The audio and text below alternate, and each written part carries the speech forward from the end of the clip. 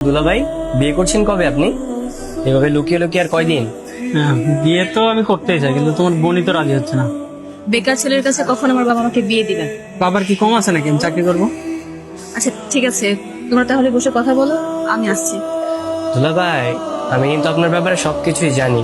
আরে কি সব বলছো তুমি? মারিয়া ছাড়া আপনার আরেকটা গার্লফ্রেন্ড আছে।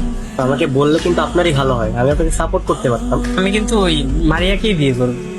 এছাড়া আর একজনের সাথে রিলেশন করি, ওইটা আর কি টাইম পাস। কি জন্য ডেকেছ?